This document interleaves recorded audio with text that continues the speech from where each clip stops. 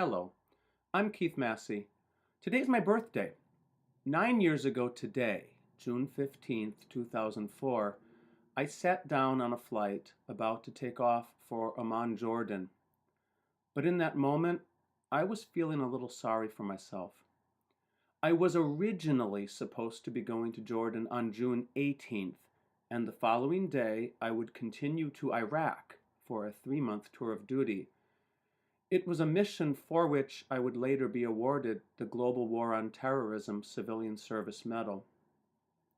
But the reason that I was on that flight on my birthday is that one of our personnel in Iraq had a sudden family emergency that meant he had to leave several days earlier than his original departure date. In order to make sure that there was full coverage on our mission, I had to get in position earlier than anticipated. I had planned on having a few days to prepare myself emotionally and psychologically for where I was about to go. But suddenly, my departure was now, and I was not ready for this. A finely suited man came and took the seat next to me. I looked at him through the corner of my eye. He seemed to be Jordanian. I was still holding my passport, ready to put it away. "Look," I said to him in Arabic, holding my passport open toward him. "It's my birthday." I remember the man nodding casually, and then he opened a newspaper and began to read. In that moment, I just had to tell someone. I just had to share this fact, so important to my being, with another human. We made some small talk. I learned that he was a businessman. He learned that I was an American.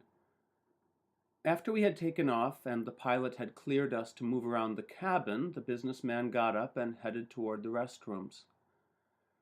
I sat there feeling a deep sadness beginning to overtake me. This should have happened on June 18th. It certainly wasn't supposed to happen on my birthday.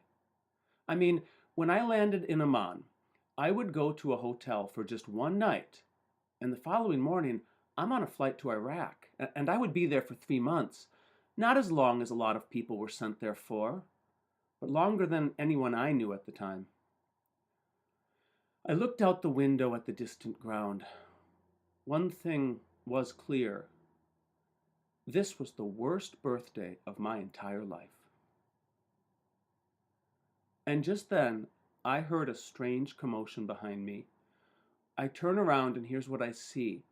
Walking up the aisle is a flight attendant holding a bottle of champagne, and that businessman is holding a small cake, and they're singing Happy Birthday in English.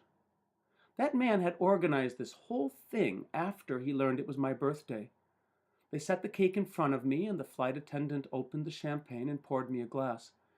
I asked the businessman if he'd like to join me. He smiled.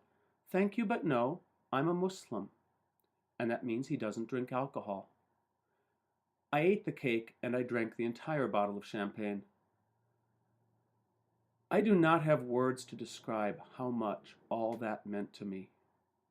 That man had performed an act of simple yet staggering kindness upon someone he had met just moments earlier.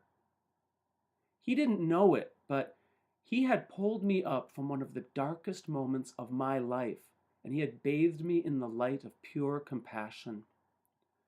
Wherever you are, dear man, rahmatullah wa barakatuhu alayka, may the mercy of God and his blessings be upon you. And one thing was very, very clear.